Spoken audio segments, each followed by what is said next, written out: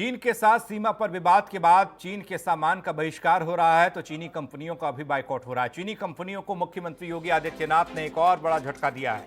यूपीएमसीआर ने Chinese company का tender रद्द किया है। कानपुर और आगरा मेट्रो का टेंडर रिजेक्ट किया गया। तकनीकी खामियों के चलते टेंडर रद्द किया गया। आपको बता दें 2051.30 करोड़ रुपए का टेंडर निरस्त किया गया है।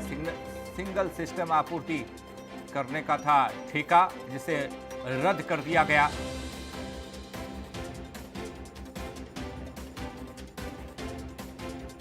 चीनी कंपनियों को मुख्यमंत्री योगी का एक और बड़ा झटका। यूपीएमआरसी ने चाइनीज कंपनी का टेंडर किया रद्द।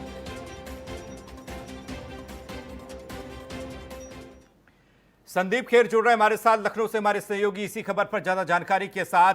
संदीप, आपसे समझना चाहेंगे, सीमा पर तनाव के बीच उस तनाव को कम करने के लिए तमाम कवायदें चल रही हैं, लेकिन इधर चीन का बहिष्कार, चीनी सामान का बहिष्कार, चाइनीज कंपनियों को बाइकआउट और योगी आदित्यनाथ ने एक बड़ा कदम उठाया है।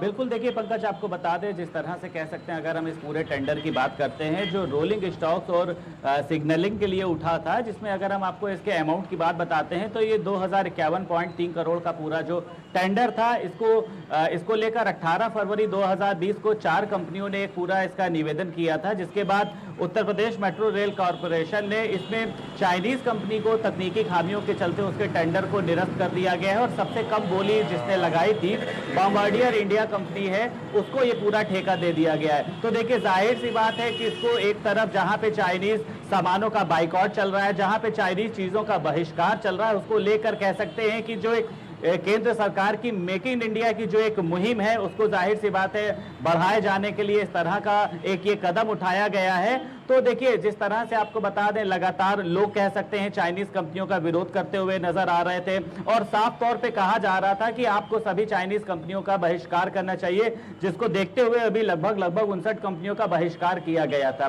तो आपको बता दें, Uttar Pradesh metro rail corporation का कह सकते हैं कि मेक इन इंडिया की तरफ एक ये सुदृढ़ बढ़िया कदम है, जिसको लोग भी इसकी तारीफ कर रहे हैं और साफ तौर पे देखा जा रहा है कि अब जो चाइनीज कंपनियां हैं, धीरे धीरे उन सभी का बहिष्कार किया जाएगा, जिसको लेके एक ये मुहिम जो है वो फिर से शुरू करी गई है। और अब आने वाले समय में जितनी भी कंपनियों के ठेके हैं, आने वाले समय में उनको भी निरस्त किया जाएगा और मेक इन इंडिया की जो एक मुहिम है उसको आगे बढ़ाने का जो प्रयास है वो निरंतर चलता रहेगा।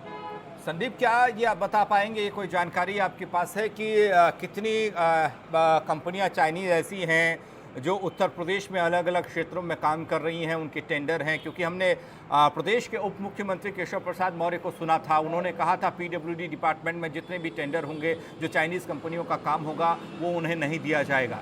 आपके ज़रिए जानना चाहेंगे। बिल्कुल, देखिए पंकज, बिल्कुल आपको बता दें, देखिए चाइनीज कंपनियों का हर एक जगह पे इंटरफेयर है। अगर उसमें हम बात करते हैं रेलवे की, उसमें अगर हम बात करते हैं मेट्रो की, उसमें अगर हम बात करें या फिर लोक निर्माण विभाग की, देखिए तमाम मशीनें या तमाम सॉफ्टवेयर या तमाम ऐसी चीजें होती हैं जो वहां से यहाँ पर आती हैं। लेकिन धीरे धीरे देखिए जिस तरह से मुहिम चलाई गई है, जिसमें अभी आपने भी देखा था कि 59 एप्लीकेशन को बैन किया गया था और जिसके बाद एक बड़ा झटका और है, और ये झटका लगभग 2051.3 करोड़ का एक ये झटका है, जो जाहिर सी बात है ऐसे कहीं ना कहीं से वो लोग भी हिल जाएंगे। तो तमाम बड़े विभागों में तमाम बड़ी ऐसी जगहें हैं जहां पर चाइनीज कंपनियों के सामान का यूज होता है, उन सभी को बहिष्कार करने की तैयारी चल रही है। लेकिन कह सकते हैं कि स्टेप बाय स्टेप आगे बढ़ा जा रहा है, जिससे कि अगर उन कंपनियों का बहिष्कार किया जाता है, बायकॉट किया जाता है, तो विभाग को किसी तरह की दिक्कत ना हो, उससे जुड़े हुए लोगों को किसी तरह की दिक्कत ना हो, तो उसके पहले कह सकते हैं एक ऐसा सब्स्टिट्यूट तैयार किया जा रहा है। और आने वाले समय में कह सकते हैं कि पूरी तरह से चाइनीज कंपनियों को, चाइनीज सामान को यहां से बहिष्कार कर दिया जाएगा, बायकॉट कर दिया जाएगा। और जिसका आपने भी देखा था कि लोग जो है वो स्वागत करते हुए दिखाई दे रहे हैं। सभी का कहना यह है कि सरकार का एक बड़ा योग्य कदम है, क्योंकि जिस तरह से देखिए टिकटॉक के फैन थे, उन्होंने निराश होने के बजाय उन्होंने आगे बढ़ के बताया है कि हमारे लिए देश सबसे बड़ा है और अगर ऐसी चीजों को, ऐसी एप्लीकेशन को बैन कर रही है सरकार, तो वो जाहिर सी बात है स्वागत योग्य कदम है। और इसकी शुरुआत Uttar Pradesh metro rail corporation ने कर दी है। एक चाइनीज कंपनी का जो ठेका था उसको तकनीकी खामियों के चलते हुए निरस्त कर दिया गया है। तो मेक इन इंडिया की जो मुहिम है वो जाहिर सी बात है कि रंग ला रही है। Sandeep, made in India, make in India और उसके बाद आत्मनिर्भर भारत, इन दोनों के बीच में बहुत पानी बह गया गंगा में। लेकिन तस्वीरों को अगर देखें तो कहाँ पर खड़े हैं जो चाइनीज़ कंपनियां जहाँ पर कब्जा करे बैठी हैं। अगर वो टेंडर उनसे रद्द किए जाते हैं, क्या अभी इतने सक्षम हैं हम कि अपनी मेक इन इंडिया की मोहर लगा सके उसमें?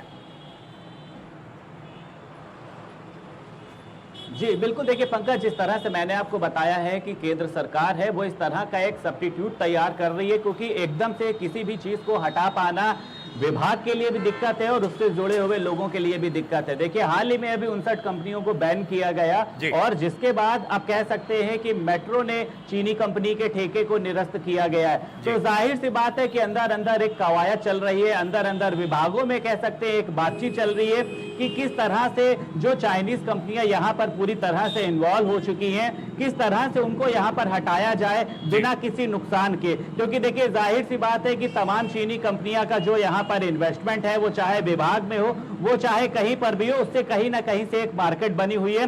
तो लोगों को भी किसी तरह की दिक्कत ना हो, विभाग को भी किसी तरह की दिक्कत ना हो, इसको लेके केंद्र सरकार की एक पूरी बड़े अधिकारियों के साथ कवायद चल रही है। उनसे पूरा ब्यौरा मांगा जा रहा है कि रंग लाएगी तो चाइना को सबक मिलेगा। बहुत बहुत शुक्रिया संदीप आपका हमारे साथ जुड़ने के लिए और इस तमाम जानकारी के लिए।